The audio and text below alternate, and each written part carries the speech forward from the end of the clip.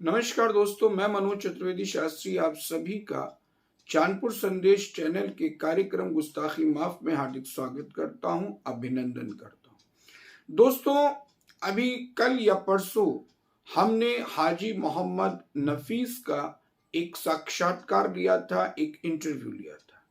हाजी मोहम्मद नफीस जो इस समय शहर के हर नुक्कड़, हर गली, हर चौबारे और हर मोहल्ले में कहीं न कहीं किसी न किसी रूप में चर्चा का विषय बने हुए हैं। उनसे जब हमने साक्षात्कार लिया और जब हमने उनसे बातचीत की तो उनके साथ कुछ उनके सहयोगी, उनके समर्थक भी बैठे हुए थे और उन तमाम लोगों ने जो कुछ भी कहा वो और जो जवाब हाजी मोहम्मद नफीस ने दिए वो इन सब पर हम बाद में चर्चा करेंगे और वो जरूर हम आपको सुनवाएंगे कि उन लोगों ने क्या कहा और हमारे तीखे सवालों का जवाब हाजी मोहम्मद नफीस ने कितने शांत और गंभीर तरीके से दिया, इस पर भी बात होगी। लेकिन यहां हमारी चर्चा का विषय ये है कि आज सुबह हमारी बातचीत मोहम्मद अरशद के बेहद करीबी माने जाने वाले, लगभग उनकी परछाई मान जाने वाले मोहम्मद यूनुस से हुई और उन्होंने टेलीफोन पर हुई बातचीत में ये कहा कि मोहम्मद अरशद 101% चुनाव लड़ेंगे।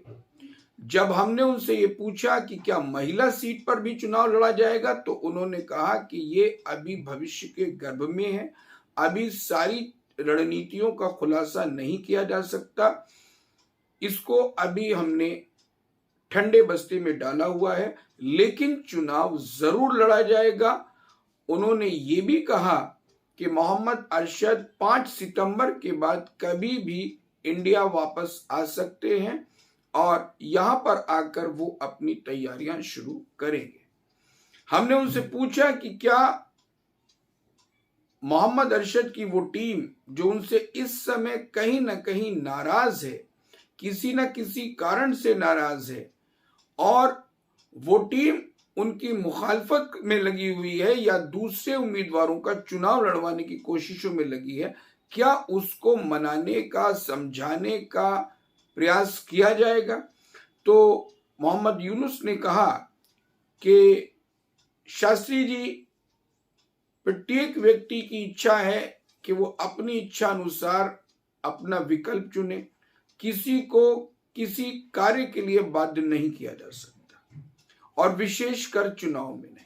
उन्होंने उदाहरण देते हुए कहा कि एक व्यक्ति जब पैदा होता है तो वो अपनी माँ के पर निर्भर होता है, जब वो जवान होता है तो वो बीवी की देखभाल में रहता है, बीवी पर निर्भर रहता है और जब वो बूढ़ा हो जाता है तो वो औलाद की देखभाल में हो जाता है और औलाद पर निर्भर रहता है।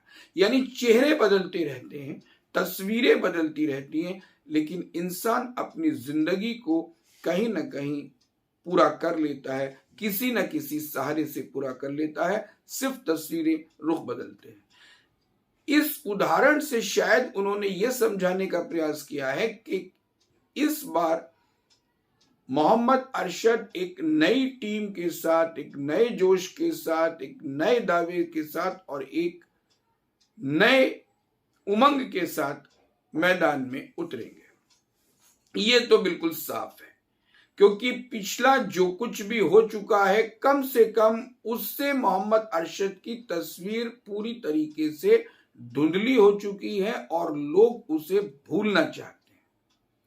उन्होंने जो कुछ भी किया, जो कुछ भी शहर में हुआ, तथाकथित रूप से जिस प्रकार से भ्रष्टाचार, कमीशन खोरी, दलाली, आपाधापी, अराजकता के साथ साथ बिरादरी और जातिवाद के भी जो आरोप लगे मोहम्मद अरशद पर और उनकी टीम ने जिस तरीके से उन्हें तोता चश्म बताया, बेवफा बताया, बहरहाल जो कुछ भी हुआ वो सब कुछ किसी भी दृष्टिकोण से मोहम्मद अरशद के इस चुनाव के लिए बेहतर नहीं कहा जा सकता। जनता उनके बारे में जो कुछ भी खुशफहमियां पाले हुई थी वो लगभग अब दूर हो चुकी हैं। जो उनसे आशाएं थी, उमंगें थी, विश्वास था, वो भी लगभग टूट चुका है। अब वो कौन सी नई टीम है, वो कौन सा नया पैतरा है, वो कौन से नए दावे हैं, वो कौन से नए वादे हैं, वो कौन सी नई चुनावी रणनीति है जिसको लेकर मोहम्मद अरशद और उनके शुभचिंतक इतने आश्वस्त हैं, इतने मजबूत हैं, उन्हें इतना विश्वास है कि चुनाव जरूर लड़ा जाएगा और जीतने के लिए लड़ा जाएगा, ये तो भविष्य के गर्भ में है। लेकिन यहां मसला दूसरा है जिस पर हम चर्चा करने चाहते हैं, और वो चर्चा का विषय ये है कि मोहम्मद अरशद ने अभी हाल ही में हज किया है, यानी अब वो हाजी मोहम्मद अरशद हो गए। दूसरी तरफ बिल्कुल उन्हीं की तरह ईमानदारी, निष्ठा और लगन की बात करने वाले कर्मठ और जुझारू उम्मीदवार हाजी मोहम्मद नफीस भी इस बार मैदान में है। आर्थिक दृष्टिकोण से दोनों संपन्न हैं, दोनों अपनी अपनी ताकत झोंकने के लिए तैयार हैं। हाजी मोहम्मद नफीस काफी लंबे समय से चुनाव की तैयारियां कर रहे हैं। उन्होंने एक मजबूत, बेहद मजबूत टीम भी तैयार कर ली है। शहर में, गलियों में, नुक्कड़ों में उनके चर्चे ठीक वैसे ही हैं जैसे किसी जमाने में हाजी मोहम्मद अरशद साहब की हुआ करते थे। दोनों के नाम के पहले हाजी लग चुका है, दोनों के नाम के पहले मोहम्मद लग चुका है, दोनों ही शब्द पवित्र माने जाते हैं इस्लाम में। अब इन जो ये शब्द हैं, इनकी कितना मान सम्मान, इनका कितना एहतराम ये लोग करते हैं, ये तो आने वाला वक्त बताएगा। लेकिन एक बात तय है कि मुकाबला बहुत रोमांचक होगा, बहुत दिलचस्प होगा। हमें मालूम है कि हाजी मोहम्मद अरशद के बहुत से लोग जो एक जमाने में उनके लिए दिल जान से लगे हुए थे, उनके बहुत वफादार थे, अब दाएं बाएं सहारे तलाश रहे हैं, इधर उधर वो अपना सहारा तलाश रहे हैं।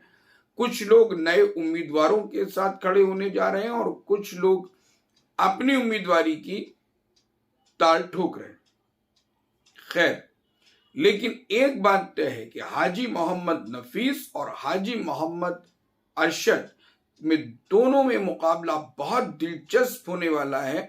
बाकी लोगों को हम इसलिए अभी काउंट नहीं कर रहे हैं कि शहर में चर्चाएं इन दोनों नामों की बहुत ज्यादा हैं, खासकर मुस्लिम पसमानदा और जो आपका अंसारी बिरादरी है, इसमें बहुत जबरदस्त चर्चा इन दोनों नामों की। उधर शेख बिरादरी में हाजी मोहम्मद नफीस ने बहुत मजबूत पकड़ बनानी शुरू कर दी है, इस बात में कहीं कोई दो राय, कोई अतिशयोक्ति नहीं है। और शेख बिरादरी की बहुतायत भी है। इधर मोहम्मद अरशद अंसारी बिरादरी पर अपनी बेहद मजबूत पकड़ रखते हैं और उसका भी एक अच्छा खासा जनसंख्या बाहुल्य है, अंसारी बिरादरी का भी। तो और चुनाव जिस तरीके से अभी जिस रणनीति पे चल रहा है, वो चुनाव निश्चित रूप से शेख वर्सेस अंसारी की है और इस बात से कोई डिनाई नहीं कर सकता। वो अलग बात है कि कैमरे पर आकर कोई बोलना नहीं चाहता, लेकिन कड़वा सच यही है कि चुनाव धीरे धीरे बिरादरीवाद, खासकर शेख वर्सेस अंसारी की तरफ जा रहा है और इसमें महत्वपूर्ण रोल जो है वो मुस्लिम पसमानदा यानी अदर देन अंसारी जो पिछड़ा वर्ग है और हिंदू समाज का रहेगा। और इस बार खास बात यह है कि हिंदू समाज अभी तक किसी पर्टिकुलर उम्मीदवार के विषय में विचार नहीं कर रहा है, वो तेल देखेगा और तेल की धार देखेगा।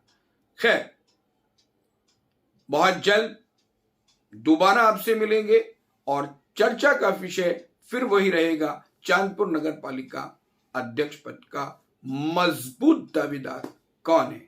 तब तक के लिए धन्यवाद। जय हिंद।